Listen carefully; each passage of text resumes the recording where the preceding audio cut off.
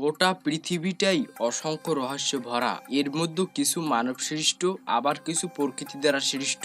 যেহেতু আমরা এখন প্রযুক্তিগত যুগে বসবাস করছি, তাই পৃথিবীর বেশিরভাগ অদ্ভুত ঘটনাগুলোই বিজ্ঞানের দ্বারা ব্যাখ্যা করা হয়ে থাকে। তবে এই পৃথিবীর বুকে আরো কয়েকটি দর্শনীয় স্থান রয়েছে, যা এখনো আপনাকে অবাক করে দিবে যে কিভাবে এটা ঘটেছিল। তাই আমরা আজকের এই পর্বটি সাজিয়েছি বিশ্বের কয়েকটি অদ্ভুত ও বিস্ময়কর জায়গা সম্পর্কে, এবং কিভাবে এগুলোর সন্ধান পাওয়া গেল সেটিও জানাবো আজকের এই ভিডিওতে। তো চলুন শুরু করা যাক। প্রথমে রয়েছে ডেড সি বা মৃত সাগর। ডেড সি নাম শুনলেই গা কেমন ছমছম করে ওঠে, মনে হয় মৃত লোকদের এক সাগর যেখানে ভাসছে লাশ। আসলে কিন্তু তেমনটি নয়, বরং ডেড সি ভীষণ সুন্দর একটি জায়গা।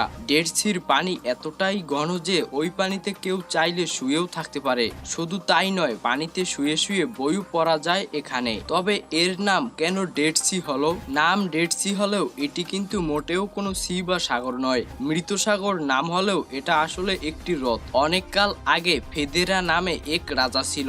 সমুদ্রের পাশেই ছিল তার রাজ্য। সর্বগ্রাসী সমুদ্রকে সন্তুষ্ট করতেই প্রতি 6 বছরে উৎসর্গ করা হতো 4 জন প্রজাকে। উঁচু পাহাড় থেকে তাদের ছুড়ে ফেলা হতো সমুদ্রের পানিতে। এমনই এক বছর 4 জন প্রজাকে বাছাই করা হলো। প্রথমে 3 জনকে উৎসর্গ করা হলো কোনো প্রকার ঝামেলা ছাড়াই, কিন্তু বিপত্তি ঘটল 4 জনের বেলায়। সে এতটাই মোটা ও ভারী ছিল যে রাজার একার পক্ষে কিছুতেই ঠেলে ফেলা সম্ভব হচ্ছিল না। পরের লোকটিকে এত জোরেই ধাক্কা দিল যে রাজা নিজেই পা ফসকে পড়ে গেলেন। তিনি পাহাড়ের একটি পাথর আঁকড়ে ধরে রাখলেন। অবশেষে পাথরটি ছুটে গেলে সরাসরি সমুদ্রের পানিতে পড়ে যান। শাস্তি হিসেবে সমুদ্রের দেবতা পসাইডন তাকে পানির নিচে 5 ঘন্টা জীবিত রেখেছিলেন। এরপর থেকেই এই সমুদ্র পরিচিত পায় ডেড সি বা মৃত সাগর নামে। এই পানিতে আপনি কখনোই ডুবে যাবেন না। এমন অদ্ভুত বৈশিষ্ট্যর কারণেই জর্ডানের এই ডেড সি বা মৃত সাগর পর্যটকদের কাছে এতটাই বিখ্যাত। এরপরে আসা যাক জায়ান্টস কাজওয়ে সম্পর্কে। ইউনেস্কোর বিশ্বের ঐতিহ্যবাহী স্থানের তালিকায় অন্যতম একটি দর্শনীয় স্থান এই জায়ান্টস কাজওয়ে, যা উত্তর আয়ারল্যান্ডে অবস্থিত। সমুদ্রের ধারে পাথুরে খণ্ড দিয়ে তৈরি বিশালাকার এক রাস্তা। এ যেন পৃথিবীর বাইরের এক সৌন্দর্য। স্থানটি যেমন সুন্দর তেমনি রহস্যে ঘেরা। অতি প্রাকৃত শক্তি ছাড়া আয়ারল্যান্ডের সবচেয়ে দর্শনীয় এই স্থানটি নাকি তৈরি করা হয়েছিল অসম্ভব। আর এ কারণেই স্থানটির নাম জায়ান্টস কাজওয়ে। এর অর্থ হলো দৈত্যর বিশালাকার বাঁধানো পথ বা রাস্তা।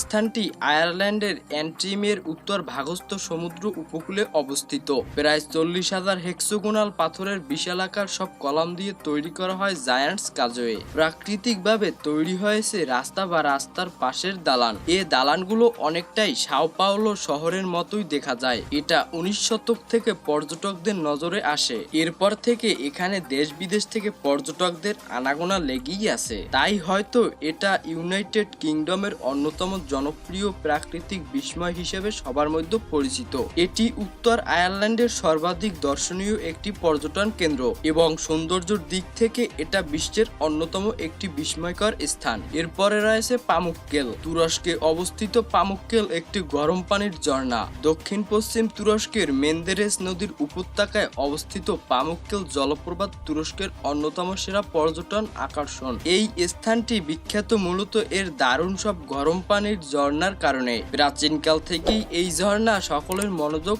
আকর্ষণ করেছে। পামুক্কেলে 17টি উষ্ণ জলধারা রয়েছে, যেগুলোতে তাপমাত্রা 35 ডিগ্রি সেলসিয়াস থেকে 100 ডিগ্রি সেলসিয়াস পর্যন্ত বিরাজ করে। কিভাবে গরম পানি ঝর্ণার আকারে আসে এটা আজও বিজ্ঞানীদের কাছে রহস্যময় হিসেবেই থেকে যায়। আরামদায়ক এই পানিতে চাইলে আপনি গোসল করতেও পারবেন। এই এলাকায় আরো রয়েছে গ্রিক আর রোমানদের গড়া সুপ্রাচীন শহর হেরাপোলিস। একই সাথে প্রাকৃতিক ও মানুষের তৈরি অদ্ভুত ও বিস্ময়কর জায়গা দেখতে এখানে ভিড় করেন পৃথিবীর নানা প্রান্তের মানুষ। এরপরে আসা যাক সকোত্রা দ্বীপ সম্পর্কে। সকোত্রা দ্বীপ, যাকে এলিয়েনের দ্বীপ বলেও ডাকা হয়, এই পৃথিবীতে অনেক অদ্ভুত ও বিস্ময়কর জায়গা রয়েছে। রয়েছে। ইয়েমেনের এই ছোট্ট দ্বীপ সম্পর্কে মানুষের কাছে দীর্ঘকাল কোনো তথ্য ছিল না, কিন্তু এই জায়গাটি আবিষ্কৃত হওয়ার পর এবং এখানে যে গাছপালা পরিবেশ দেখা গেল তা খুবই আশ্চর্যজনক। ইয়েমেন থেকে 340 কিলোমিটার দূরে এই দ্বীপে গাছপালা, প্রাণী, পাহাড় এবং মাটি রয়েছে